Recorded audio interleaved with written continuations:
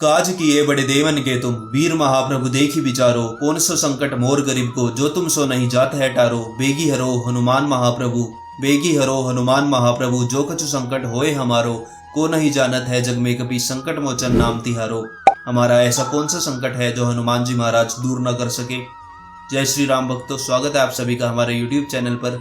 आज हम आपको एक महिला के अनुभव के विषय में बताना चाहते हैं, जिन्होंने संकट के समय में हनुमान जी को पुकार लगाई और हनुमान जी ने कैसे उनकी पुकार सुनी। ये देवी जी कहती हैं, मेरे ससुर के स्वर्गवास के बाद मेरे पति और मेरे जेठ जी में अनबन रहने लगी, मनमुटाव रहने लगा। एक बार दोनों में कुछ कहासुनी हो गई और कहासुनी के चलते मेरे पति माता जी से कहते हैं, मतलब मेरी सास से कहते हैं कि हम यह घर छोड़कर किसी और स्थान पर रहने के लिए चलते हैं।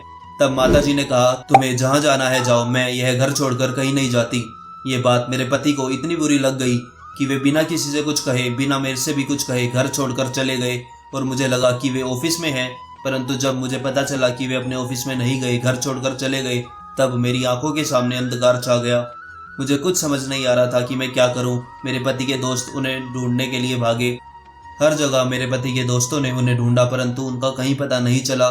मुझे कुछ समझ नहीं आ रहा था। मैं जोर जोर से रोने लगी।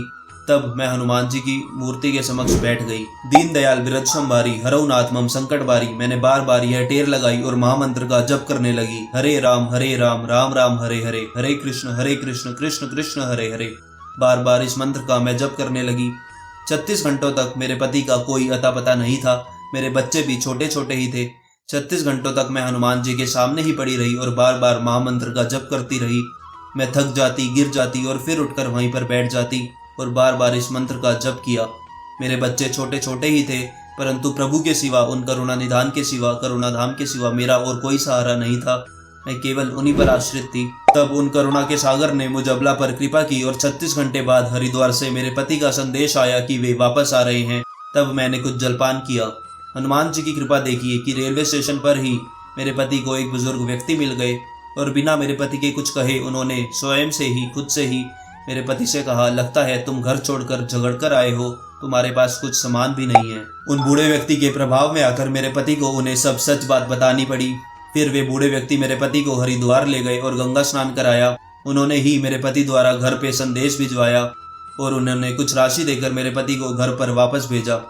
यह हनुमान जी की ही कृपा है कि वे बूढ़े व्यक्ति मेरे पति को मिले, इसमें संदेह का कहीं पर भी स्थान नहीं है। कितना सुंदर अनुभव था इनका। आप देखिए, इन्होंने बीच में एक बात कही कि अब प्रभु के सिवा मेरा कोई सहारा नहीं है। और जब आपके हृदय में ऐसी बात आ जाए कि प्रभु के सिवा मेरा कोई सहारा नहीं है, तब प्रभु आपकी सहायता अवश्य करते हैं, इसमें कोई संशय नहीं है। यदि आपका भी कोई अनुभव है हनुमान जी से जुड़ा और आप शेयर करना चाहते हैं तो हमें इंस्टाग्राम पर मैसेज कीजिए। हम आपका अनुभव हमारे यूट्यूब चैनल पर शेयर करेंगे, जिससे बहुत से लोगों को प्रेरणा मिले और ज्यादा से ज्यादा लोग हनुमान जी की भक्ति कर सके। मिलते हैं आपसे अगली वीडियो के साथ। तब तक के लिए सीताराम भगवान का नाम जप करते रहिए। जय श्री राम।